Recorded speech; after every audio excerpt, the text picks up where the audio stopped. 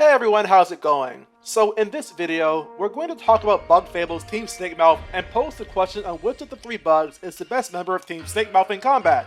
V, Kabu, or Leif. Maybe you'll agree with me, but maybe you won't. But hey, that's what likes, dislikes, and comments are for. Alright, enough wasting your time, let's get into the Crispies and Carpaccios. The first bug to talk about, I think, is the fan favorite. You know her, you love her, she is going to be Chompy! Okay, fine, let's talk about V. So, V is a popular pick among beginners for her multi-striking tornado and hurricane toss. She does have the advantage of having high damage output early in the game, in addition to having very solid coverage against enemies and bosses, regardless of their location. With her Beamerang, there really is no limit to where she can reach, being the only bug who can hit airborne enemies without needing to exhaust TP. She commands the air, and bosses like B-33 offer little resistance to her range, though she does struggle a bit with enemies that burrow under the ground. Hurricane Toss can uproot certain bosses like the Beast and the Watcher when they burrow under the ground, and then the only qualm you should really have is if you're willing to invest a TP for it. Another weakness V has though, which I do think will be relevant in her solo run, is that V likes moves to target multiple enemies at once. The most she gets is Needle Toss, which does have the advantages of gaining an extra hit with the ADBP enhancer, having the status element medals available, and ignoring defense. But compared to Kabu's Understrike, it's a far cry. Fortunately for her, this really will only be a problem in the post-game. Before that, she is actually going to be pretty potent.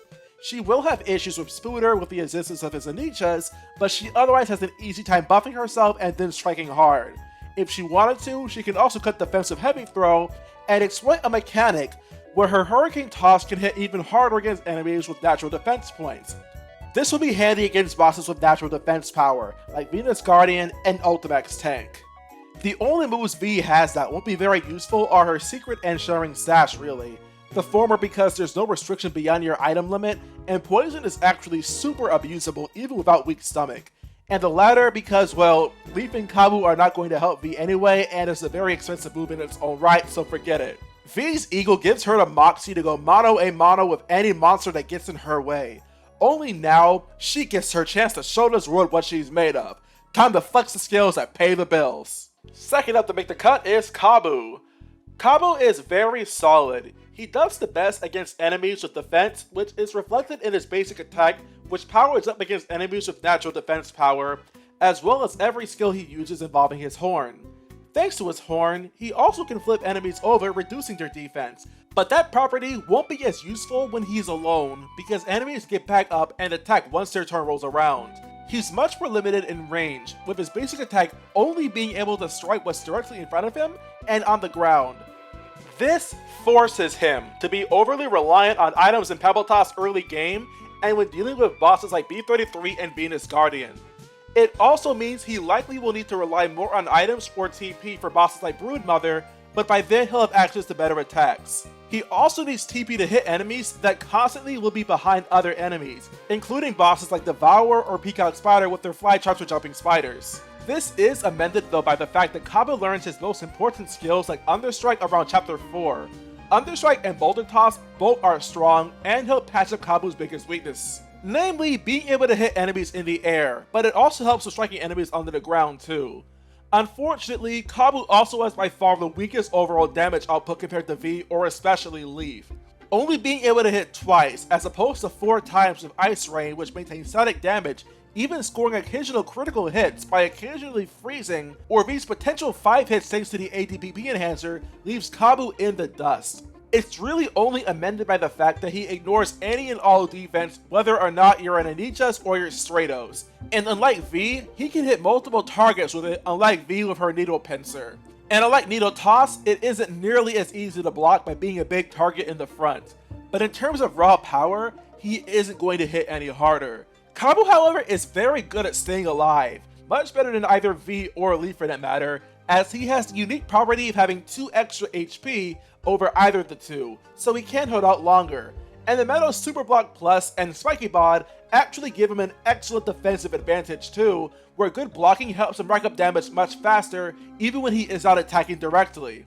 All that matters is that the enemy attacks him directly, as the damage you deal with Spiky Bot increases when you super block and have those block plus riddles equipped. There's not much cooler than dealing 9 damage, maybe even 12 to Astocles when he attacks directly, in addition to dealing whatever damage you deal from actually attacking. And speaking of Astocles, Kabu has nothing to fear when enemies try to retreat or parry. His horn acts as a feint, breaking through those attempts at defending oneself. Kabu may not have nearly as much destructive potential, but he's a very sturdy stone wall, dishing out pain and taking it even better. This bulldozer is gearing to steamroll, so stay out of his way or risk getting paved. This leaves us with only one bug left, that being Leif. Leif is a very unique case, being a bug who relies on elemental magic to do damage.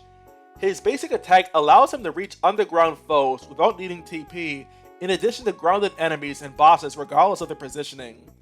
He also has the advantage against plants and fungi, with his ice magic dealing additional damage upon contact, giving him a notable advantage in power versus bosses like Venus Guardian, Zamoth, and the Everlasting King. However, Leif in my opinion is the least varied in his plan of attack. V has Hurricane and Tornado Toss, Heavy Throw, Needle Toss, Needle Pincer, and those even come with status medals. Kabu has Heavy Strike, Understrike, Boulder Toss, and Dash Through, which all serve unique purposes in combat.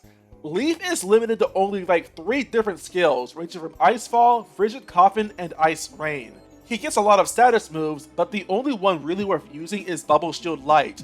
It protects himself from deadly charge moves, and it also allows him to quickly equalize the playing field when used in addition to Abominations. His other spells don't last long enough to justify being limited only to 2 turns. It's like Kabu's ability to flip, except for his moves in general, and without nearly enough of an upside or even necessity, since Kabu's at least does damage. Leif's buffs and debuffs inversely aren't justifiable to use here. For all of Leif's drawbacks, however, when entirely alone, he does have the deadliest attack in the entire game with Ice Rain. It's expensive, sure, and it is hindered by enemies with defense, but it is nothing short of lethal, dealing massive damage which only will become stronger thanks to occasionally freezing foes solid. And really, this move is the move that makes Leif what he is. Before that, he's arguably the weakest in combat, taking by far the most time, resources, and consistency to survive Spooter, since he lacks a move that deals more than 3 damage before learning Frigid Coffin at level 6. He can freeze enemies solid for a turn, but what can he really do with that extra turn? Maybe use an item to buff himself? Otherwise, I'm not really quite sure. He even notably struggles against the Wasp Scout before the Golden Path, because not much can be done to boost his power. Even V without Hurricane Toss can hit much harder thanks to Tornado Toss and Spicy Fries, and Kabu's Heavy Strike allows a solid 3 at KO.